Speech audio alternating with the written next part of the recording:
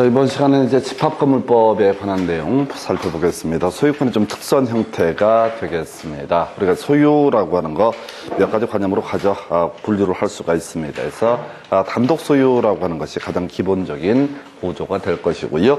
소유권이라고 하는 거 사용 수익 그리고 처분할 수 있다. 이렇게 전제가 돼야 되겠습니다. 자, 그래서 단독 소유권 관련해서 소유권의 침해 행위가 있으면 소유권에 기한 물권적 청구권이라고 해서 반환 청구, 방해 배제 청구, 방해 예방 청구권 등 행사를 할 수가 있다. 이렇게 하나 논의의 전제를 삼을 테고요.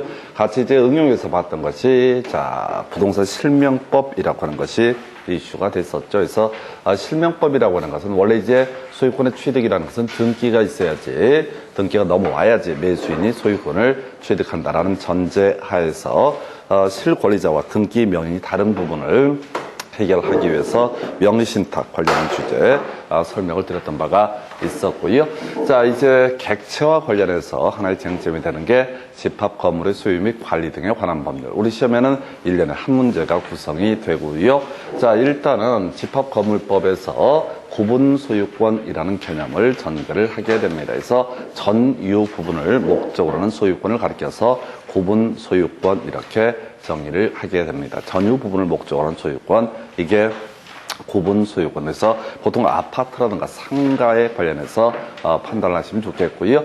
자, 이 구분 소유권에 관련해서 문제가 되는 것이 전유 부분, 왜 같이 문제가 되는 게 공용 부분이라는 개념이 하나가 있고요. 그 다음에 또 하나가 대지 사용권이라고 하는 것이 같이 세트로 움직여 가게 됩니다. 그래서 공용 부분은요, 따로 이 등기 자체가 되지 아니한 것을 의미하고요. 이에 대응해서 대지 사용권은 등기가 되어 있기는 하는데 기본적으로 구분 소유권이랑 같이 움직이게 되는 것을 가리켜서 대지 사용권이라고 부르게 됩니다. 그래서 논리 구조를 잡으면 이런 식이죠. 어떤 토지 위에다가 건물을 짓게 된다라고 했을 때 이게 구분 건물, 집합 건물이라고 전제가 되게 되면은 스토리가 이렇게 하는 거야. 이 토지를 사용할 수 있는 권리, 이걸 대지 사용권이라고 부르게 될 것이고, 이 대지 사용권의 근거에서 상가 또는 아파트 같은 구분 건물을 올리게 됩니다. 자, 그 중에서 구분 소유권, 전유 부분이라고 하는 것은 구분 소유권의 목적이 되는 건물 부분을 가리켜서 전유 부분이라고 얘기를 하죠. 그래서 아파트를 사게 되면은 전유 부분의 소유권을 취득을 하게 되는데, 아파트에 대한 소유권 이전 등기가 있게 되면 같이 세트로 움직이는 거예요. 바로 공용 부분이라는 것도 같이 얻을 수 있고요. 사용권. 그 다음에 또 하나가 대지 사용권이라고 하는 것도 기본적으로 같이 움직이게 된다. 이렇게 가시는 거예요. 그래서 자, 먼저 지금 이제 전유 부분에 있어서 하자 담보라고 하는 거. 이건 이제 단순하게 암기하고 날리셔야 되죠. 그래서 자, 우리가 이제 아파트를 분양을 받았다라고 했을 때 하자 담보, 하자 보수를 요구할 수 있습니다. 우리가 학개론 공부할 때 그런 얘기를 하죠. 부동산 개발론 영역에서 통제 가능한 위험, 통제 불가능한 위험 이런 얘기를 하게 되는데 통제 가능한 위험의 한 유형으로서 바로 하자 보수, 하자 담보 책임 이것은 통제 가능한 위험이다. 개발업자 입장에서 봤을 때 그 외에 나머지 위험이라고 하는 거, 예를 들어서 행정에 인허가 관련 규정의 변화에 따른 인허가 지연 위험이라든가 기반 시설의 지연에 따른 위험 이런 것들은 개발업자가 통제할 수 없는 위험, 이런 식으로 이제 학개론에서 논의를 하게 되는데, 일단 다시 돌아와서 자, 공용 부분의 하자에 대해서도 하자 보수를 청구할 수 있고요. 전유 부분의 하자에 대해서도 분양한 사람에게 하자 보수를 청구할 수 있습니다. 그래서 전유 부분의 하자 담보의 제척기간, 제척기간은 권리 행사 가능 기간이라는 의미를 가지고 있죠. 그래서 아파트를 분양을 받았는데 아파트에 하자가 있다 그랬을 때 한 20년 쓰고 나서 고쳐달라 이런 것은 허용되지 않습니다. 그래서 이 하자 보수 전유 부분과 관련해서는 10년짜리가 있고요, 5년짜리가 있고요, 3년짜리 이런 게 있는데, 일단은 그건 뭐 이제 우리 시험 범주를 벗어나는 얘기니까 변론으로 치겠고, 하자담보에 있어서 제척 기간, 기산점, 전유 부분에 있어서는 바로 인도된 날부터 기산을 하게 된다. 그래서 이게 이제 공용 부분이 되게 되면 자, 나중에 논의할 주제이긴 한데 시험에는 거의 구성이 안 되고요. 복도 같은 것은 자, 사용 검사 또는 사용 승인일부터 기산을 하게 되는데 우리 시험에서는 이제 전유 부분에 있어서 하자담보의 제척기간 인도된다 해서 외우셔야 됩니다. 그래서 전유 부분에 있어서는 바로 인도된다 해서 전인도 이렇게 말을 끊어서 외우셔야 돼요. 첫 번째 출제 포인트 전인권 동생 전인도라고 해서 전유 부분에 있어서 하자보수의 제척기간 기산점은 바로 인도된 날. 이날로부터 3년이 될 수도 있고요. 5년이 될 수도 있고 10년이 될 수도 있는데 우리 시험에서는 인도된 날. 요걸 가지고 출제 이슈를 삼았습니다. 그래서 자 이런 얘기죠. 아파트를 분양을 하게 됩니다. 그러면 이제 입주자가 보통 사용 검사일 또는 사용 승인을 되기 3개월 정도 전부터 미리 입주를 합니다. 그래서 분양업체에서 언제까지 입주하십시오라고 언제부터 언제까지 입주하십시오라고 알려주게 돼요. 그래서 이때 입주를 먼저 하고 나서 별일이 없으면 사용검사, 사용승인 등이 떨어지게 됩니다. 그랬을 때 지금 이제 이 사람이 한 10년 차가 가까이 돼서 하자보수를 청구를 하려고 했을 때 이때 제척기간 10년 경과되면 더 이상 법에서 10년짜리로 규정하고 있다 할지라도 하자보수를 청구할 수 없다라고 해서 하여튼 좀 밋밋하게 26회 때인가 구성이 됐던 문제인데 인도된 날 좀 어렵습니다. 그래서 전인도해서 전유 부분에서 하자보수, 하자담보의 제척기간 인도된 날 이렇게 이제 봐야겠고요.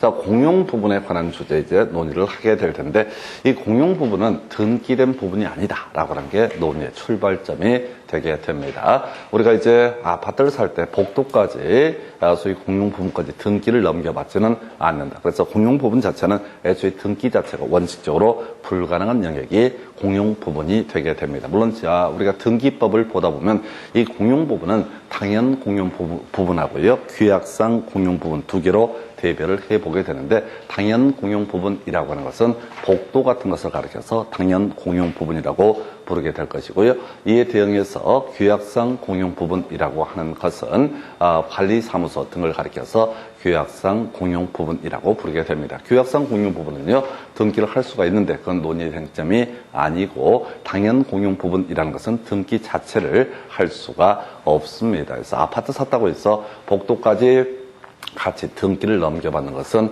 아니다. 그래서 최근 문제 중에서 그런 거 하나 나왔었죠. 이 공용 부분에 대해서 시효취득이라고 하는 것은 인정되지 않는다라는 쟁점이 하나 출제 포인트로 구성이 됐습니다.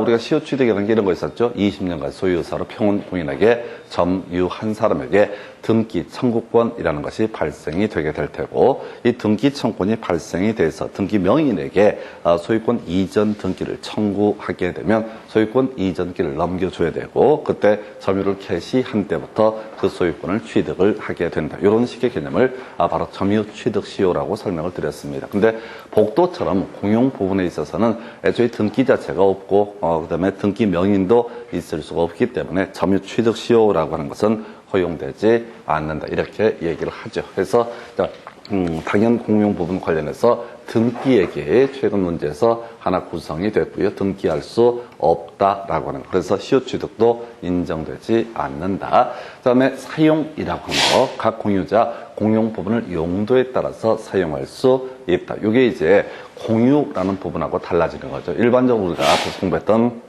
토지의 공유라는 개념과 대별해 보게 되면 거기서는 그런 식으로 얘기합니다. 그래서 토지의 공유자 바로 지분 비율에 따라서 공유물 전부를 사용할 수 있다. 요렇게 그림을 잡게 되죠. 그런데 여기서는 이제 요 용도에 따라서 사용할 수 있다. 즉 지분 비율에 따라서 사용하는 것이 아니다라고 하는 게 출제 포인트. 이게 이제 엮어서 딱 구성하면 실수하기 좋은 부분이 지분 비율에 따라서 사용한다. 그럼 틀린 표현이 되는 거예요. 그래서 용도에 따라서 사용한다. 복도는 평수가 넓은 아파트를 가지고 있다고 해서 복도를 더 많이 쓸 수 있는 것은 아니다라고 이렇게 봐야 되죠. 그래서 간단한 주제인데 시험 문제 한번 답이 됐었고요. 용도에 따라서 사용을 하게 된다. 그리고 나서 관리비요.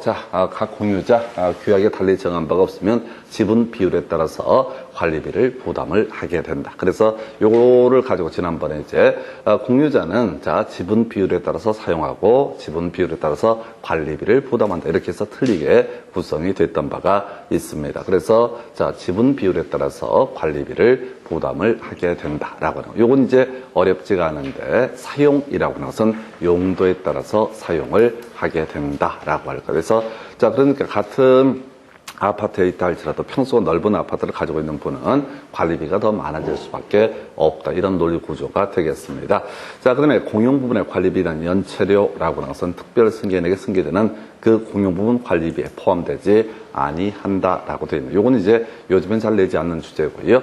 자, 일단 기본적으로 스토리를 이렇게 가야 되죠. 자, 공용 부분에 어떤 고분 소유자가 관리비를 연체했다라고 하면 공용 부분에 관한 관리비는 다음 고분 소유권을 취득한 사람 특정 승계인에게 승계가 되게 된다. 그러나 연체료까지는 어떻다? 승계되지 않는다. 그래서 요거 이제 주로 어디서 문제가 되냐면 아파트를 경매로 낙찰을 받게 됩니다. 그런데 어떤 사연이 있어서 경매 넘어갈 정도로 상황이 어려워서 기존의 소유자가 바로 공용 부분에 관리비를 내지 않는 경우가 있게 됩니다. 자, 그러면 이제 낙찰 받은 사람이 공용 부분의 관리비 자체도 다 떠안게 된다. 그래서 이게 이제 현실적으로 어떤 경우가 있냐면 신도시 등을 만들거나 이렇게 해서요, 분양가를 겁나 세게 상가를 분양을 한 경우가 있습니다. 분양가가 세다 보니까 월세도 겁나 세게 물건을 내놓겠죠. 그런데 하다 보니까 몇 년간에 걸쳐서 세입자가 안 들어오는 경우가 있어요. 세입자가 안 들어오게 되면 똑같이 상권도 죽어버리고 더더욱 세입자들이 안 들어오게 되는 그런 문제가 터집니다. 그래서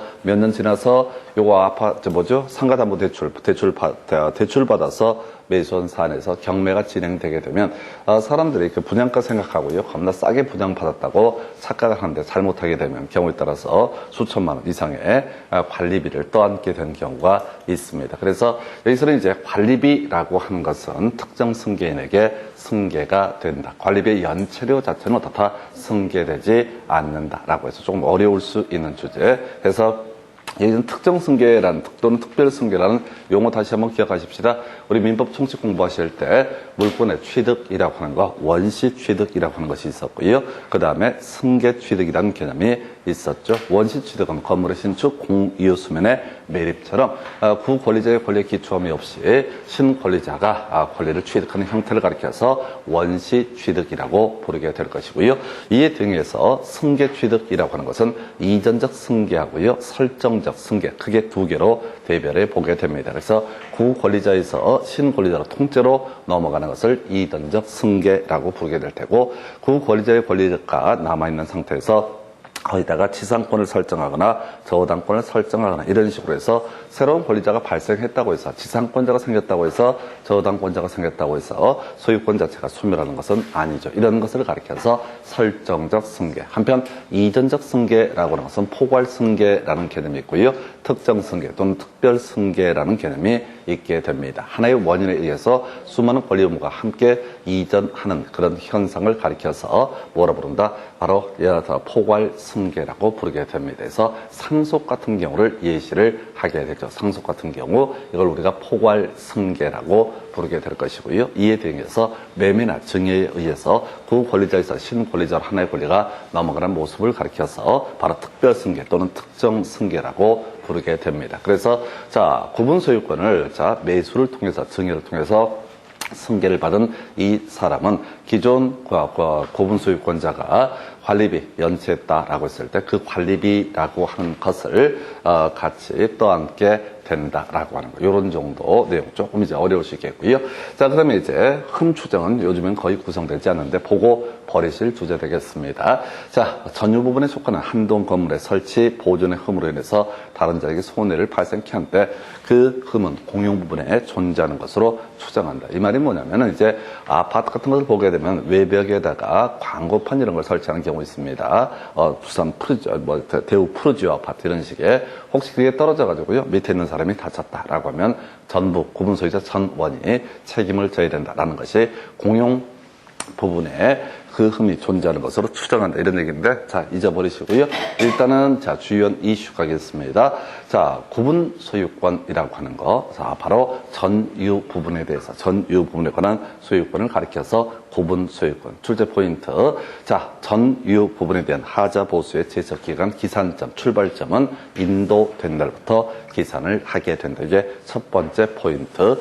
두 번째 출제 포인트는요, 바로 이 당연 공용 부분이라는 것은 이런 등기의 대상이 되지 않는다. 따라서 당연 공용 부분에 대해서는 점유취득시효 같은 시효 취득의 문제도 발생할 여지가 없다라고 하는 거. 그 다음에 이제 공용 부분의 사용이라고 하는 것은 용도에 따라서 사용을 해야 되고요. 그 관리비라고 하는 것은 지분 비율에 따라서 부담을 하게 된다. 그래서 나중에 비교해서 볼 것이 일반적인 공유에 있어서는 각 공유자 지분 비율에 따라서 사용하고 그 다음에 지분 비율에 따라서 관리비를 부담한다. 이게 공유 파트에서 공부했던 개념이고 구분 소유권 파트에서는 바로 용도에 따라서 공용 부분을 사용하고요. 관리비는 지분 비율에 따라서 부담을 하게 된다. 그 외에 연체된 관리비 특별 승계인이 승계를 하게 된다. 이렇게 그림을 잡았었고요.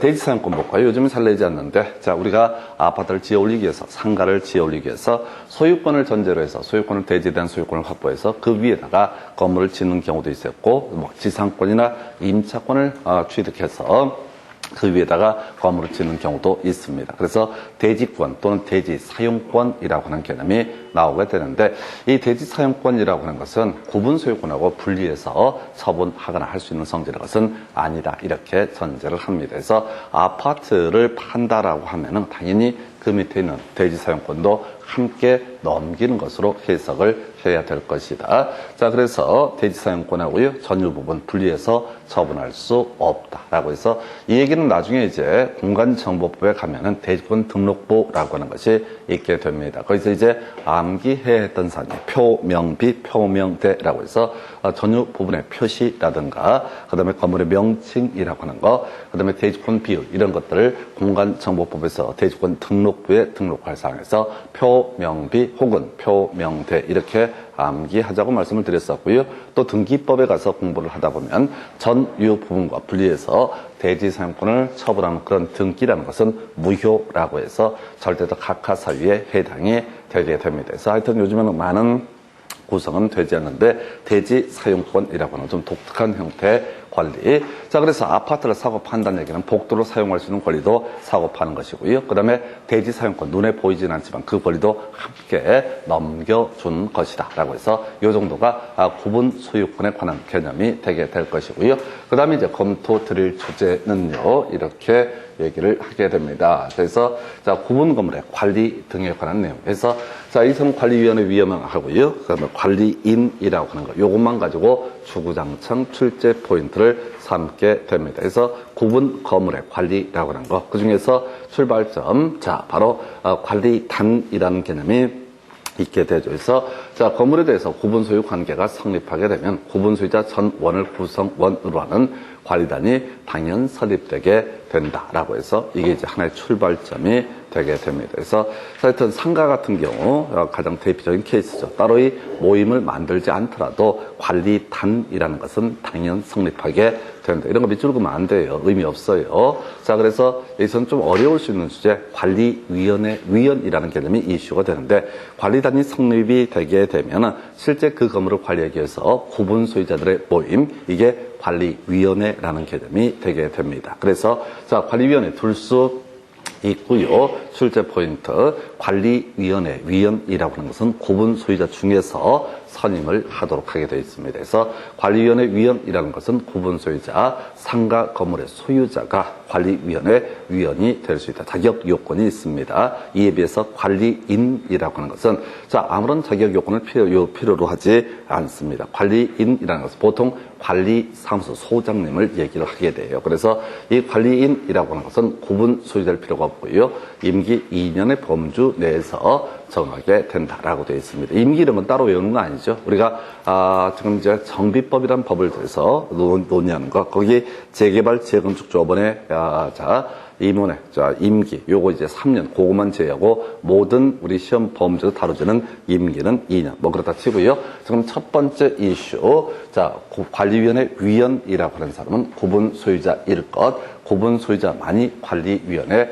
위원이 될 수가 있다. 관리위원회 위원은 구분 소유자일 것, 이 얘기하고, 이에 대응해서 관리인이라고 하는 것은 구분 소유자일 필요가 없다라고 하는 거, 이렇게 구성을 하게 됩니다. 그래서 다시 관리위원회 위원이라고 하는 사람은 구분 소유자일 것, 관리인이라고 하는 사람은 구분 소유자일 필요가 없다라고 하는 거. 요게 또 하나의 출제 포인트.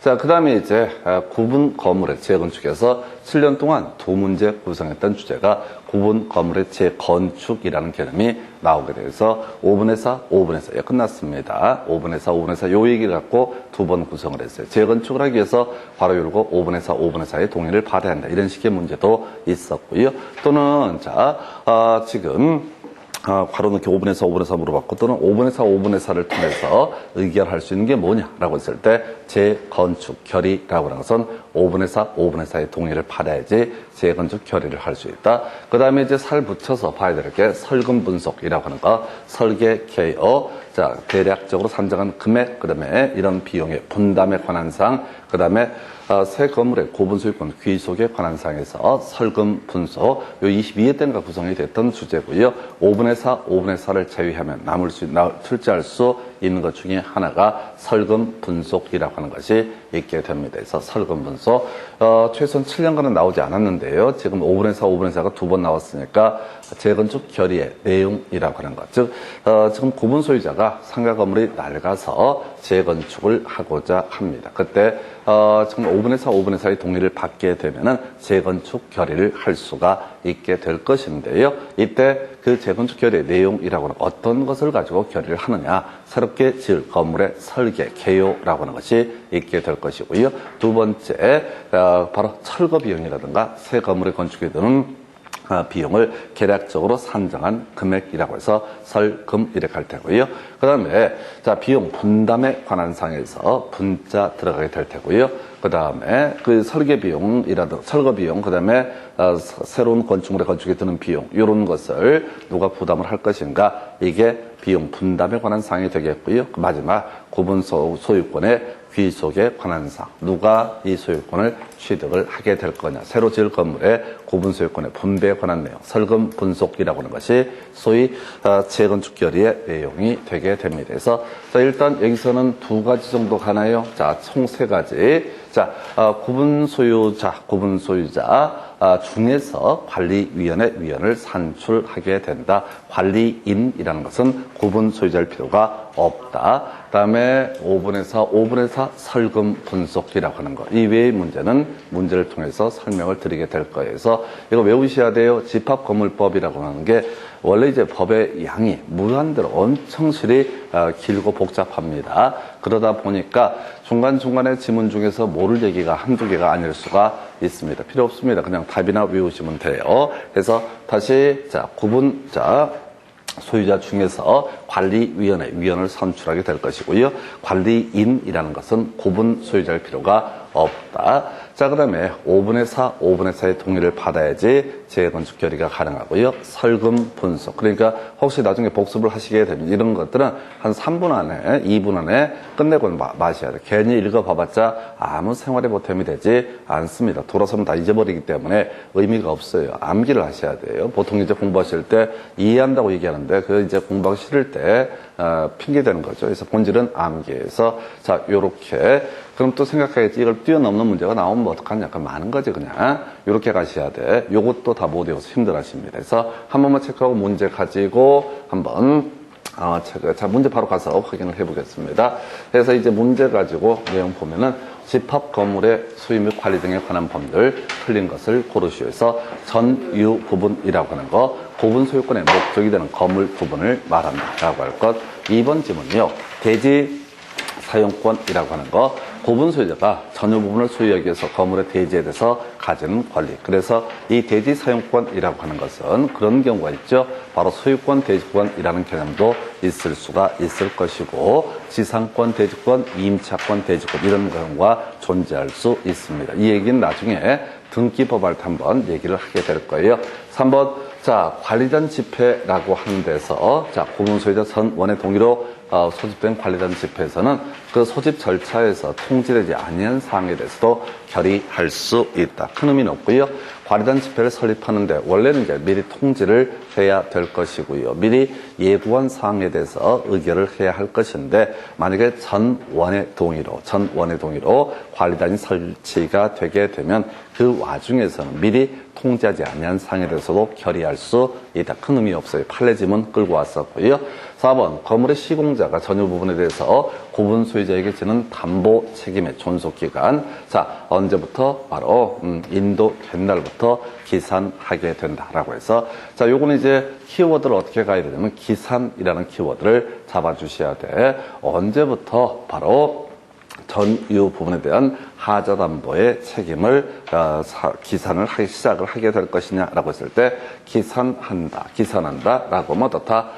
바로 인도된 날이라고 하는 거. 기산한다. 언제부터? 인도된 날. 자, 공용 부분 같은 경우는 사용 검사일 또는 사용 승인일 이렇게 가게 되는데 필요 없고, 일단은 전유 부분이라고 하는 것은 인도된 날부터 기산하게 된다 해서 키워드 뭐라고요? 기산한다라는 명제가 있으면 인도된 날. 만약 이 문제를 응용 들어가서 뭘 가지고 자, 공용 부분을 가지고 이슈를 삼게 되면 이 공용 부분에 있어서는 자, 사용 승인일 또는 사용 검사일부터 기산하게 된다 해서 거꾸로 가십시다. 지문을 가지고 출발합니다.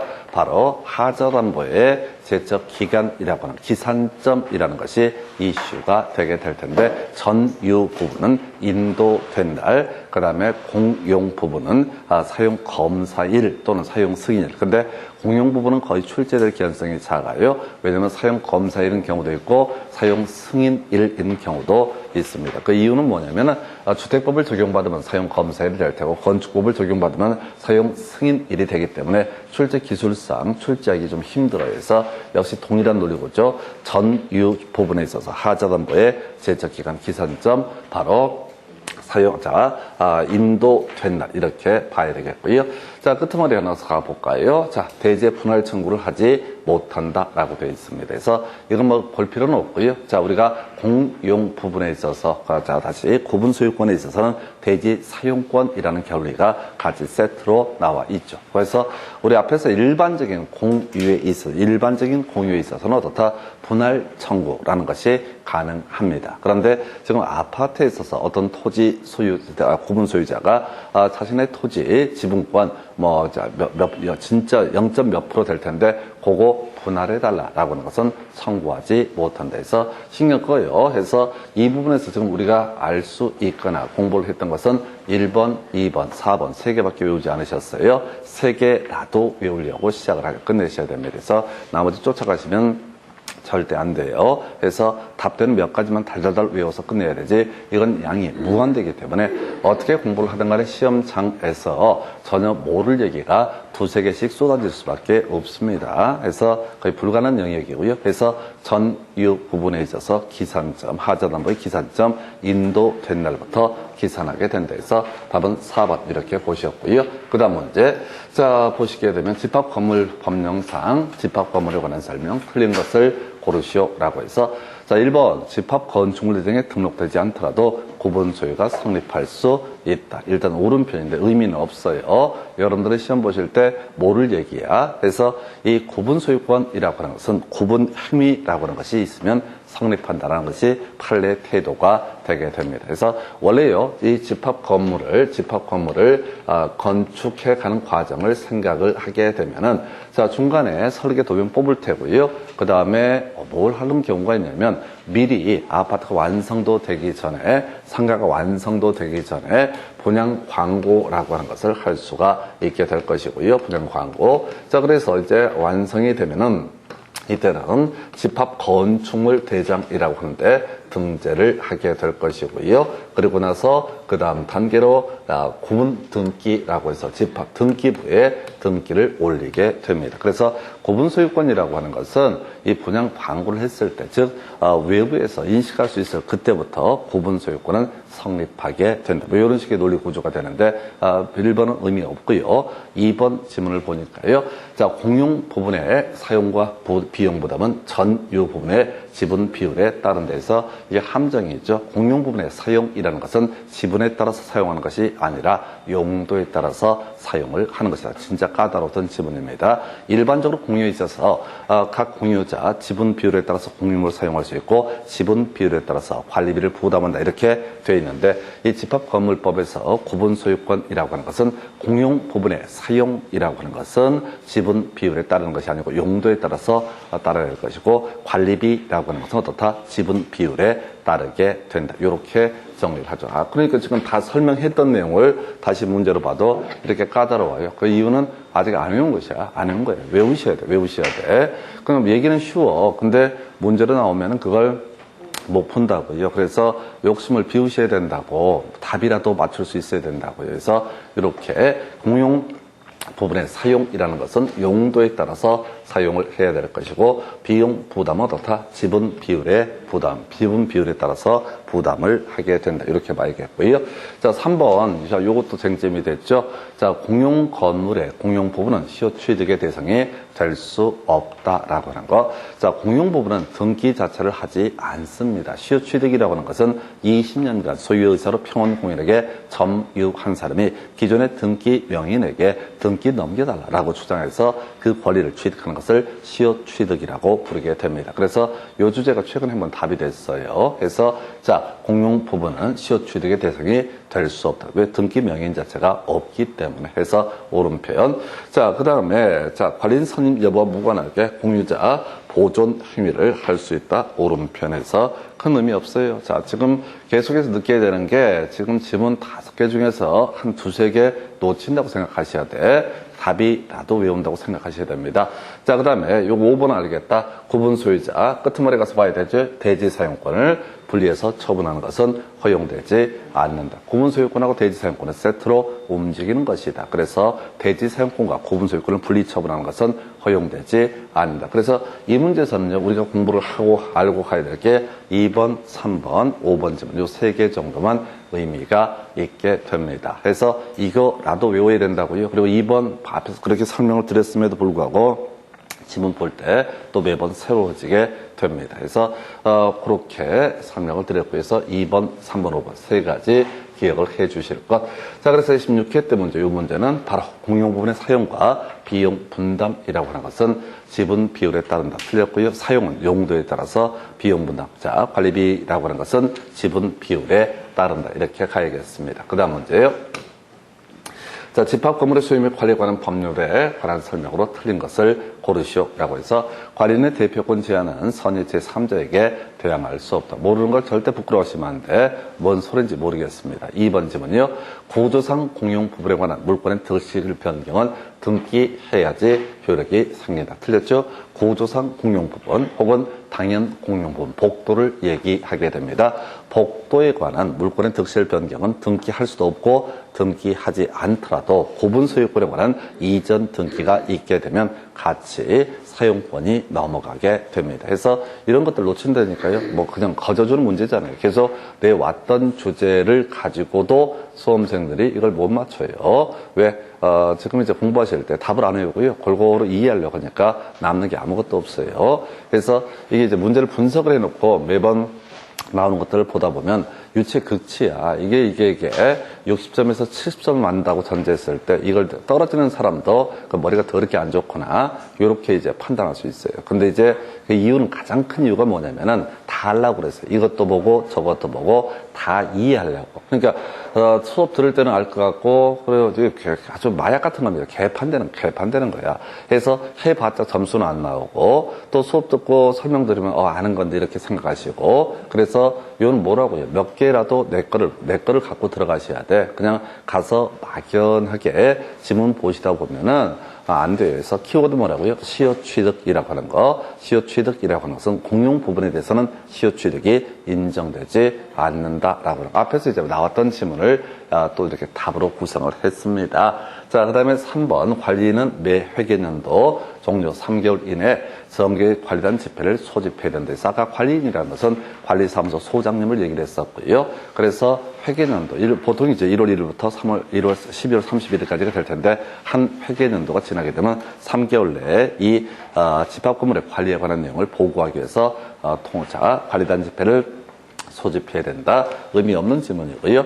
자, 일부의 구분 소유자만이 공용하도록 제공한 것이 명백한 공용 부분은 그들 구분 소유자의 공유에 속한다 해서 이건 뭔 얘기냐면, 자, 우리가 아파트가 101동이 있고 102동이 있고 103동이 있다고 하십시다. 103동 안에 들어가 있는 그 복도라고 하는 것은 103동 주민끼리 사용을 하는 것이지 102동 주민이 사용하는 것은 아니다. 그 얘기를 이렇게 문장으로 일부의 구분 소유자만이 공용하도록 제공한 것이 명백한 공용 부분은 그들 구분 소유자의 공유에 속한다라는 식의 바로 집합건물법을 이렇게 해석을 합니다. 그래서 이런 식이지 102동에 사시는 분이 103동 복도 좀 들어가자고 문 열어달라고 할 수는 없다. 왜? 그것은 자신의 공용 부분이 아니기 때문에 이런 논리 구조가 되는 것이고요.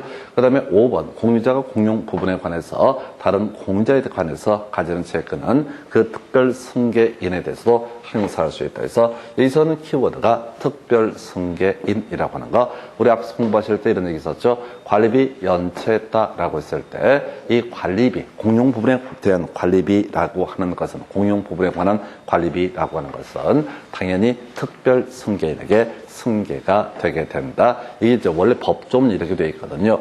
공유자가 다른 공용 부분에 대해서 다른 공유자에 대해서 가지는 채권. 자, 공용 부분의 관리를 위해서 여러 명의 구분 소유자 일부가 관리비를 냈고요. 일부는 또 내지 아니한 상태입니다. 근데 그 내지 아니한 사람이 이걸 팔아가지고 새로운 소유자에게 그 구분 소유권이 넘어갔다라고 했을 때 기존에 관리비를 내왔던 누가 바로 구분 소유자가 그 승계인에 대해서도 관리비 내라 라고 주장할 수 있다. 다만 이때 연체는 포함되지 않는다. 이런 식의 얘기. 그래서 지금 이게 원래 법조문 구조예요. 그래서 아까 관리비에서 공용 부분의 관리비에 대해서는 누가 그 사람의 특별 승계인에게 이게 승계가 되게 된다. 그 얘기를 법에서는 이렇게 표현을 하고 있습니다. 그래서 이 문제에서는요, 사실 상당히 까다롭죠. 전반적으로 2번 지문 하나만 그동안 쭉 내왔던 주제예요. 2번 지문 하나만 쭉 내왔던 주제이고, 그 다음에 같이 이제 미리 땡겨서 봤던 주제가 5번 지문, 공유자가 공용 부분에 대해서 다른 공유자에 대해서 가지는 채권, 너도 관리비 내라. 그래서 관리를 하기 위해서 자 쪽에서 이제 지분 비율에 따라서 관리비를 내왔는데 어떤 공유자, 구분 소유자가 관리비를 내지 않았다라고 했을 때 그 사람의 특별 승계인 매수인에 대해서 관리비 납부를 촉구할 수 있다. 이렇게 해석을 하게 됩니다. 그래서 답은 일단 2번 이렇게 보셨고 2번 틀리시면 안 됩니다. 그래서 간단한 주제이고 이미 앞에 문제에서 구성이 됐던 사례를 가지고 구성이 돼요. 근데 이게 쉬워 보이는데 문제는 지문 나머지 5개 중에서 한 3개쯤이 듣도 보도 못한 얘기가 쏟아져 나오니까 일 없이 읽어봐요. 읽어보시면 안 되고요. 바로 키워드 여기서는 특실 등기가 되려나요? 그래서 공용 부분에 대해서는 다 등기 없이도 취득할 수 있고, 달리 표현하면 시효 취득이라는 것은 다 인정되지 않는다. 왜? 등기 명인 자체가 없기 때문에. 시효 취득이 논의가 되려면 무슨 문제? 기존에 등기 명인이 있어야지. 그 사람을 붙잡고서 20년간 소유의사로 평온공연하게 점유했으니까 등기 넘겨달라라는 주장을 할 수가 있다. 그런 식의 보죠. 그래서 이 문제 답은요 2번 이렇게 구성을 했고요. 그 다음 주제, 집합 건물의 소유 및 관리에 관한 법령으로 틀린 것을 고르시오. 그래서 1번 관리위원회 둘 수 있다. 주어서로 끊어가십시다. 자세히 보지 마시고. 그래서 2번 질문, 관리인은 매년 회계년도 종료 3개월 이내에 정기 관리단 집회를 소집해야 된다. 이거 별 의미도 없는데 질문 짧아가지고 툭툭 던져주는 질문이 되겠습니다. 자, 3번. 관리인은 구분 소유자일 필요가 없으며 임기 2년의 범위에서 규약으로 정한다. 출제 포인트.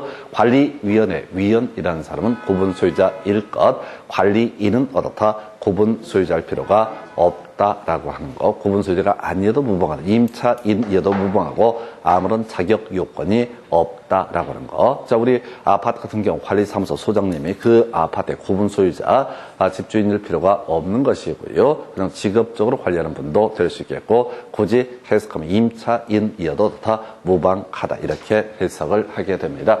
자, 그 다음에 관리인에게 부정을 행했을 때 각 구분 소유자, 관리인의 해임을 법원에 청구할 수 있다. 오른편 되겠고요. 자, 그 다음에 이제, 쟁점 안 돼요. 자, 관리위원회, 위원이라고 하는 거 나와 있죠. 키워드 뭐야? 위원이라고 하는, 관리위원회 위원이라고 하는 거. 자, 바로 구분 소유자 중에서라고 이렇게 가야 되죠. 그래서 전유 부분을 점유하는 자 중에서 선출은 틀렸죠? 외웠잖아요. 관리위원회 위원이라고 하는 거. 관리위원회 위원이라고 하는 거, 구분 소유자 중에서 선출한다. 이걸 가지고 전유 부분을 점유하는 자, 전유 부분을 점유하는 사람은 뭐 이제 임차인이 될 수도 있는 것이고, 오다가도 뭐 경우에 따라서는 뭐야, 집 봐달라고 해서 와서 지켜보고 있는 사람도 점유자가 될 수가 있죠. 점유자가 아니라 바로 구분 소유자 중에서 선출하게 된다. 그래서 지금 여러분 몇 개 안 외우셨습니다. 몇 개라도 외우셔야 돼서 관리위원회 위원. 그래서 기니까 위원이라고 하는 것. 위원이라고 하는 것은 누구? 구분 소유자 중에서 선출하게 된다. 관리위원회 위원이라는 것은 누구? 구분 소유자 중에서. 키워드를 잡으셔야 돼. 위원이라고 하는 것은 구분 소유자 중에서 선출하게 된다. 관리인이라는 것은 구분 소유자일 필요가 없다라고 하는. 그래서 이 문제 같은 경우도요. 지금 지금 3번 지문 정도 있고 5번 지문 정도만 의미가 있고요. 나머지는 아까 2번 지문은 지금 두 번째가 나왔지만은 큰 의미를 가질 수가 없습니다. 공부 안 좋아하시잖아요. 많이 하려고 하지 마시고 뭐 하나라도 똑바로 외우고 들어가셔야 돼. 여튼 점수 나오려면 그 방법밖에 없습니다. 그 다음 주제 살펴보겠습니다. 자, 지금 보게 되면은 집합 건물의 소유 및 관리 등에 관한 법령 틀린 것을 고르시오. 그래서 자, 임차인은 관리인이 될 수 없다라고 해서 요걸 답으로 구성을 했죠. 키워드 뭐야? 관리인이라고 하는 거. 키워드가 뭐냐고요? 관리인이라고 하는 거. 자격 요건이 없다고요. 관리인은 누구든지 될 수가 있다. 아까 관리위원회 위원이라는 것은 누구? 구분 소유자일 것. 구분 소유자일 것. 자, 위원은 뭐라고요? 구분 소유자 중에서 선출하게 될 것이고, 관리인이라는 것은 구분 소유자일 필요가 없다라고 하는 거. 그래서 답은 1번 뽑아냈고요. 2번 서면 결의의 방법에 따른 재건축 결의도 가능하다. 뭐 특별히 의미 없죠. 5분의 4, 5분의 4의 동의를 받게 되면 재건축 결의할 수 있고요. 그때는 꼭 현장에 참석을 해야 되는 것이 아니라 서면 결의도 당연히 가능하다. 판례 지문이고요. 전혀 의미 없어요. 지금 이걸 다 보려고 하지 말고 계속 답이라도 외우려고 하셔야 된다고. 3번 지문 전유 부분에 설정된 저당권의 효력은 특별한 사정이 없는 한 대지 사용권에 미친다. 자, 요건 저당권 파트에서 공부하게 되는 거죠. 저당권의 효력이라고 하는 거. 바로 구분 소유권에 대한 저당권의 경우에는 당연히 그 뒤에 있는 자, 바로 대지 사용권에 대해서도 그 효력이 미친다. 뭔 소리냐면 아파트를 담보로 대출을 실행을 했습니다. 대출을 해줘. 저당권을 설정하고 저당권을 설정해 줬습니다. 나중에 그 아파트에 대한 경매가 넘어가게 되면 당연히 대지 사용권도 같이 낙찰을 받는 것이지 대지 사용권은 기존의 구분 소유자가 갖고 있는 것은 아니다라고 해서 바로 저당권의 효력이라는 파트에서 다시 논의할 주제. 근데 이건 알고 들어가야 돼. 대지 사용권이라는 것도 당연히 대지 사용권에도 저당권의 효력이 미친다. 즉 저당권을 설정할 때는 구분 소유권에 대해서 저당권을 설정을 합니다. 근데 그게 경매 물권으로 넘어가게 되면 당연히 낙찰받은 사람은 구분 소유권뿐만 아니라 대지 사용권도 함께 취득을 하게 된다. 이렇게 논의를 하겠고요. 자, 그 다음에 고관리단 집회는 구분 소유자 전원이 동의하면 일정한 절차를 거치지 않고도 소집할 수 있다. 아까 비슷한 맥락 중에서 이 구분 소유자 전원의 동의로 모집된 관리단 집회에서는 기존에 통제하지 아니한 사항에 대해서도 의결할 수 있다. 이런 쓸데없는 소리들이 있었고요. 이것도 같은 맥락. 그 다음에 공용부분 관리비에 대한 연체료는 특별 승계인에게 승계되는 관리비에 포함되지 않는다. 아까 설명드렸죠? 특별 승계인한테 관리비 승계가 되게 된다. 특별 승계인에게 매수인한테 관리비가 승계가 되게 된다. 그러나 그 관리비에 대한 연체료라고 하는 것은 어떻다? 승계되지 않는다. 중요치 않아. 너무 어려워. 자, 그래서 이 지문에서는 뒤에 볼 것도 없어요. 그냥 쉬운 거 아는 단어 뭐 있어? 관리인이라는 키워드가 있죠. 관리인이라고 하는 거 자격 요건이 없다고요. 누구든지 어떻다? 관리인이 될 수 있다. 바로 비교해서 관리위원회 위원이라는 것은 누가? 구분 소유자 중에서 선출하도록 한다라고 하는 거 해서 제발 부탁드리는데 뭐라도 하나 외우셔야 됩니다. 해서 여기서는 나머지 다 부질없는 얘기 이거 하고요. 그 다음에 나중에 저당권의 효력이라고 하는 거 당연히 구분 소유권뿐만 아니라 대지 사용권에도 미치게 된다. 그리고 공용 부분에 관한 사용권에 대해서도 당연히 저당권은 미치게 되게 될 겁니다. 그래서 즉 아파트 낙찰 받으신 분은 복도도 같이 어떻다? 사용할 수 있다. 그 토지도 어떻다? 사용할 수 있다. 그 토지에 관한 사용권을 대지 사용권이라고 부르게 됩니다. 그래서 자, 그래서 답은 1번이고요. 그 다음 주제 보겠습니다. 겁나 쉬운 얘기 나와 있나요? 그래서 자, 집합 건물의 수입 및 관리에 관한 법령사항. 재건축해서 5분의 4 이상의 동의를 받아야 된다. 되게 쉬워 보이지만 장난이 아니에요. 이게 뭐냐면은 원래 집합건물법을 공부하다 보면 제일 뒤에 마지막 단계에서 5분의 4가 나오게 됩니다. 그래서 지금 여러분들은 이제 그동안 시험에 나왔던 거 분석해서 엑기스만 가지고 공부를 하는 것이고 실질적으로 대부분의 수험생들이 집합건물법 뭐 공부를 거의 하지도 않을 뿐더러 어마무시한 내용을 다 읽어봅니다. 그러니까 여기까지 다 못 읽어요. 해서 5분의 4 나와야겠고요.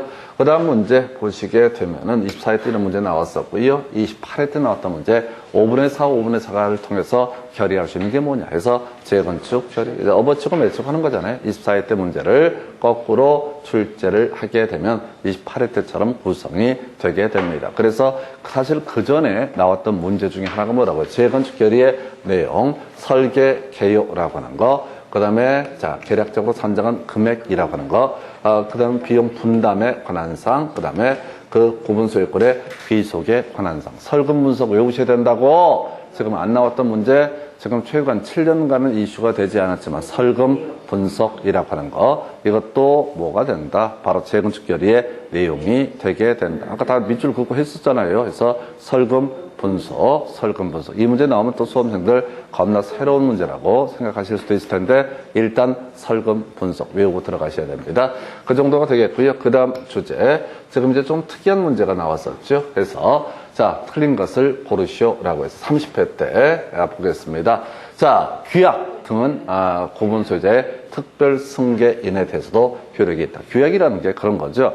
우리가 이제 공부를 하다 보면 조합에 있어서는 정관이라는 개념이 있게 될 것이고, 자, 토지 소유자가 사업 시행되게 될 때 규약이라는 개념이 있어요. 그래서 구분 소유자들이 이 관리단 집회 등을 통해서 약속한 것, 이걸 우리가 규약이라고 부르게 되죠. 우리가 쉽게 이제 보실 수 있는 게 그런 거 있죠. 금연 아파트라고 해서 우리 아파트에서는 담배를 다 피우지 못하게 하겠습니다. 이런 식의 그런 것을 굳이 해석하면 규약이라고 부르게 될 것이다. 이렇게 규약이 설정되게 되면 이거 아파트 산 사람도 다 당연히 그 사람에 대해서 그 규약은 유효한 것이다. 뭐야? 아파트 입주자 대표회에서 규약을 만들었다고요. 우리 아파트는 금연 아파트, 복도에서 담배 태우시면 안 되고 등등 쭉 이렇게 규약을 만들어서 결정을 했다고. 근데 그 아파트에 새롭게 입주하신 분 입장에서 나는 이런 규약에 대해서 동의한 적이 없다. 그래서 나는 마음대로 피우겠다. 이런 것들은 허용되지 않는다. 규약은 특별 승계인에 대해서도 유효한 것이 되게 된다라고 하고, 요거 관련해서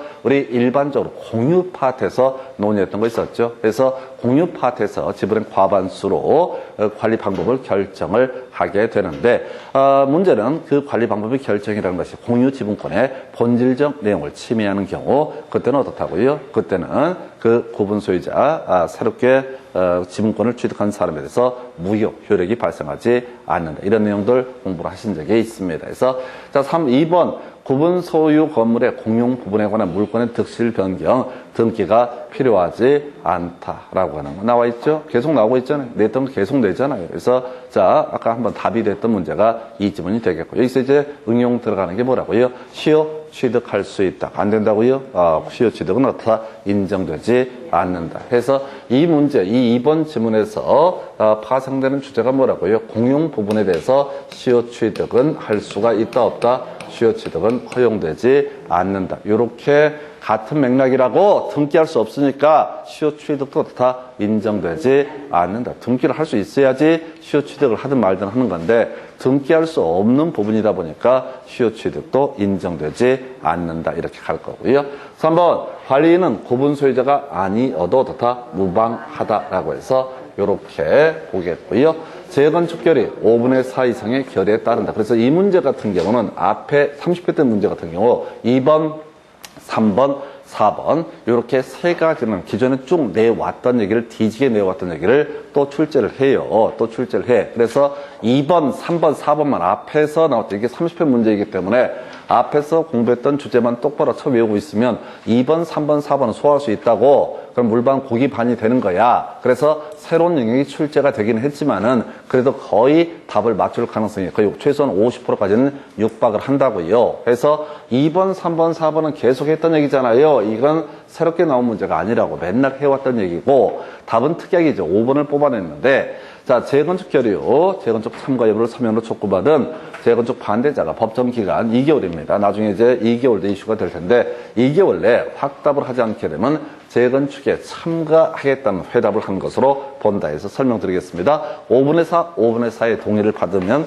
재건축할 수 있습니다. 근데 5분의 4, 5분의 4 이 파트에 동의를 안 했던 사람이 있다는 얘기죠. 그러면 이제 마지막으로 기회를 줍니다. 자, 어차피 재건축은 진행이 될 것이고 당신 여기 지금이라도 같이 참여할 거면 사인해주고 아니면 말고 이렇게 회답을 촉구하게 됩니다. 그래서 2개월 내에 아무 답도 하지 않게 되면 다 거절한 것으로 본다라고 이렇게 할 걸. 이걸 이제 지금 찬성하겠다, 참가하겠다는 뜻을 회답한 것으로 본다 해서 요걸 틀리게 뽑아냈습니다. 그래서 이 문제가 이제 나오게 되면 이렇게 가는 거야. 아까 이제 문제 구성할 때 5분의 4, 5분의 4를 가지고 24회 때 그리고 28회 때 구성이 됐었다고요. 그리고 지금 30회 때 문제는 5분의 4, 5분의 4 옆에 있는 회답 촉구라고 하는 거 해서 회답 촉구에 대해서 답을 하지 않게 되면 다 거절한 것으로 본다. 이렇게 꼬리에 꼬리를 물고 낸다고. 그래서 하나 기억하실 게 24회, 28회 때 지금 5분의 4, 5분의 4 재건축 결의 나왔고요. 응용해서 30회 때 지금 회답 촉구가 출제가 됐다고. 그럼 이제 지금 이 문제에서 꼬리에 꼬리를 물고 나온다고 치게 되면 2개월.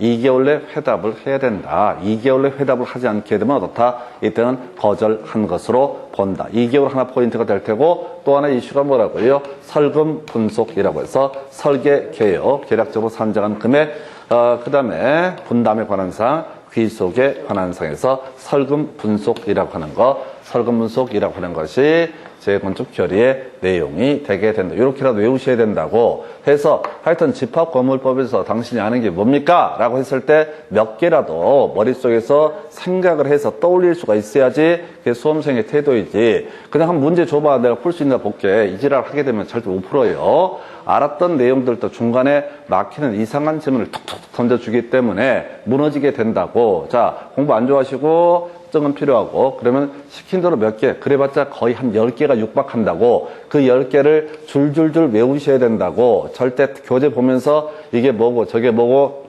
이렇게 가시게 되면 개판돼 버립니다. 그래서 집합건물법 자체는 어렵지가 않아요. 전반적으로 시험에 내는 것 자체는 전반적으로 루틴대로 구성을 하기 때문에 무난한 영역이 되겠습니다. 그래서 이 정도까지가 집합건물법 잠시 끊었다가 진행하겠습니다.